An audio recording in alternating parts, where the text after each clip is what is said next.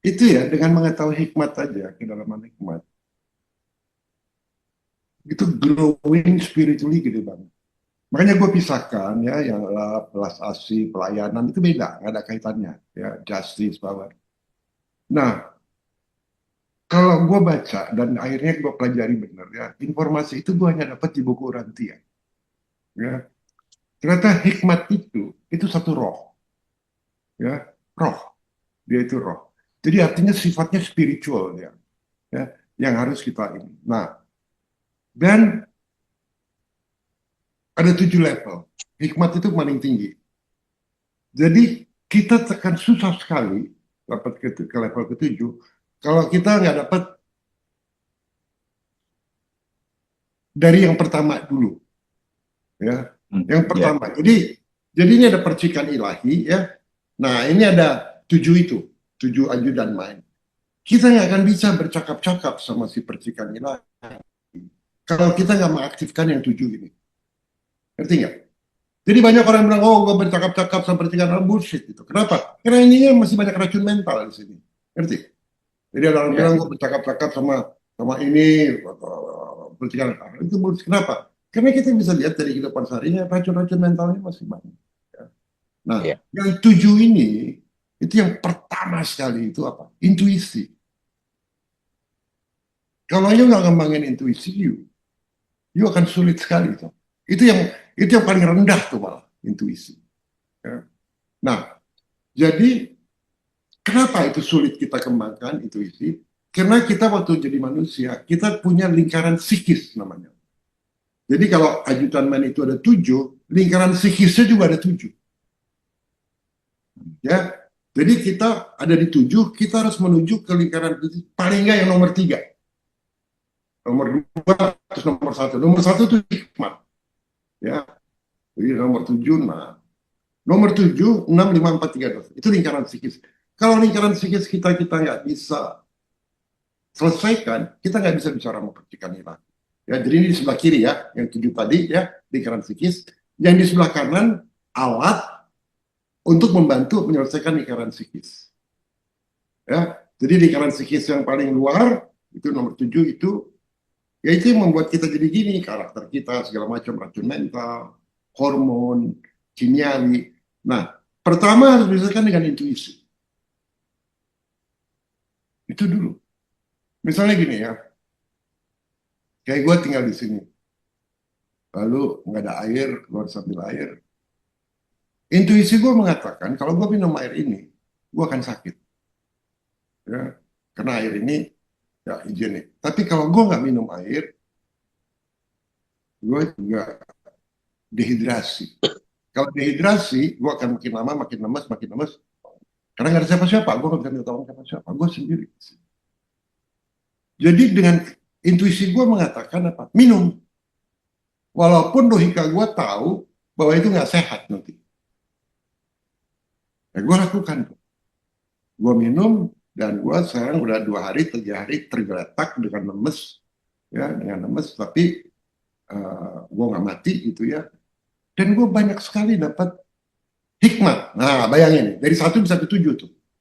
Hikmatnya apa? Pertama, pattern gue yang untuk kerja setiap hari siang malam ke break. Gue kan nggak bisa nggak mikir tuh. Ke break belum? Gue nggak bisa. Nggak nulis, harus break. Kedua, gue lebih banyak merenung.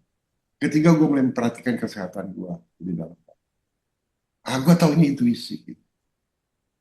Itu yang pertama. Yang kedua, intuisi itu kita punya knowledge kan. Ada knowledge dari baca, dari peneliti. Tapi ada knowledge itu karena dari intuisi tadi. Nah, ini yang kedua nih, teman. Kita dapat knowledge. Nah, jadi kayak gue ini sekarang gue dapat knowledge.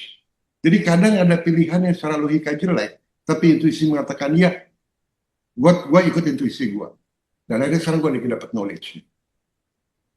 Nah, knowledge kita dapat, tapi belum tentu kita understand knowledge ini buat apa. Yang ketiga, baru gue dapat understanding dari knowledge itu. Itu roh semua tuh. Jadi beda yang logika di sini yang bukan, yang di sini yang sifatnya ilahi. Intuisinya sifatnya ilahi, ya, knowledge-nya sifatnya ilahi, understanding-nya ilahi. Jadi kita membaca yang you tulis beda kalau lihat dengan kacamata ini, Tovan. Ya, makanya suka kasih beda karena melihatnya dengan knowledge, dengan understanding. Nomor keempat apa? Setelah kita melakukan ini, muncul namanya keberanian. Keberanian yang di sini beda sama keberanian yang di sini. Ngerti Iya, nggak? iya, Ya. iya.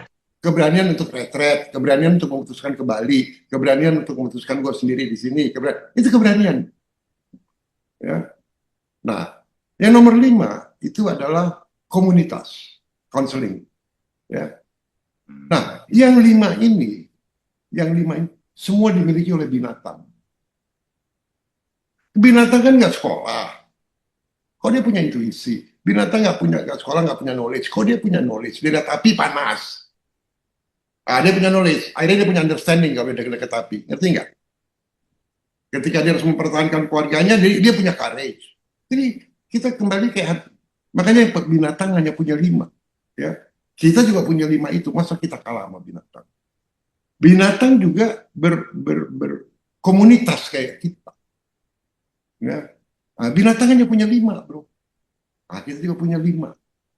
Jadi waktu kita bilang ini courage, courage-nya dari mana? Yang dari sebelah kiri, courage ini karena lu bilang tadi di Indonesia nggak bisa, bro. Kalau kita gini-gini, kita harus punya courage. Ini karakter. Nah, ini dari sini atau dari sini courage-nya? Ngerti nggak, bro? Courage yang Iya. keduniawian atau courage yang spiritual? Knowledge yang duniawi atau knowledge yang di sini? Understanding yang itu maksud gua ya. Nah, kenapa binatang hanya punya 5? Kita ada 7, bro. Nah, yang keenam itu disebut worship. Tapi worship itu bukan penyembahan. Worship itu penyatuan. Iya, setuju. Jadi kalau gua berdoa, setelah gua dapat understanding itu, kalau gua udah mau melakukan sesuatu, gua manifest sesuatu, itu harus feelingly. Doa itu tuh feelingly. Lu nggak bisa doa minta materi, nggak akan dilakukan. Tapi kalau doa lu itu untuk kemajuan spiritual you, itu pasti didengar. Ya, karena kita lagi mengaktifkan yang nomor 6 ini untuk ke nomor 7. Nah, doa gua itu cuma itu aja dengan feeling. Pertama, satukan pikiranku. Pikiranku dengan pikiran yang you bilang the pure consciousness, ilahi, alam semesta. Satukan pikiranku. Satukan perasaanku. Satukan ucapanku. Satukan tindakan. Itu aja. Ya. Nah, jadi ketika gue mau bikin paper sekarang dan gue mau mendapat hikmat, gue lakukan proses intuisi itu. Apa yang gue harus dapat? Oh, intuisinya ini. Oke, courage-nya ini. Oke, satukan. Nah, keluar tuh. Nah, itu penyatuan, proses penyatuan. Dan itu rasanya kayak orgasme. Kayak you habis nulis kan dapat orgasme tuh. Wah, dapat ini bro. Ah, itu yang ini bro. Sekarang you harus dapetin yang di sini. Nah, semuanya itu bro. Semuanya itu berkulminasi di hikmat tadi.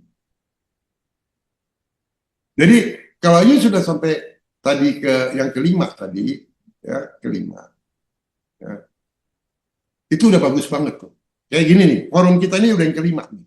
Kita lagi mengaktifkan uh, komunitas yang kelima. Yang keenam, yang ketujuh, you udah masuk ke lingkaran 2 sama lingkaran 1. You akan bicara sama percikanali jauh lebih mudah. Karena susah bicara sama percikanali. Karena kita mesti punya racun mental, di jalan ini, keadaan ekonomi kita, macam-macam. Ya. Tapi itu, paralel 2 itu. Nah, knowledge yang kita bahas di sini ada 2 jenis sama ini. Ada yang di sebelah kiri, ada yang di sebelah kanan. Ya, yang 5 itu.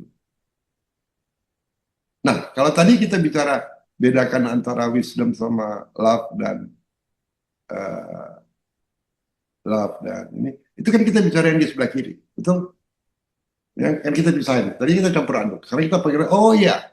Nah, sekarang pelan-pelan kita bawa ke sini, bro. Ya, pemahaman yang di sini kita rembesin ke sini. Ngerti ya?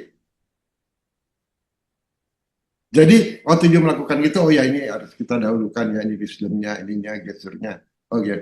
Lama-lama itu udah jadi way of life. Way of life ya itu way of life ya spiritual. Nggak mekanikal lagi. Apa? Ya udah, nggak mekanikal maksud gue bukan itu ya. Ya udah otomatis, udah jadi gitu.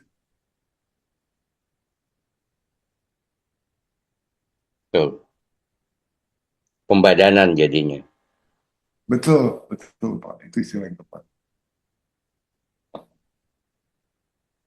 Karena kalau kita bicara yang di sini, bro, knowledge nggak habis-habis, bro. Berguna, tapi kalau di sininya empty, nggak seimbang. Makanya gue bilang pemimpin itu kan, bro, perlu dua-duanya, ngerti nggak?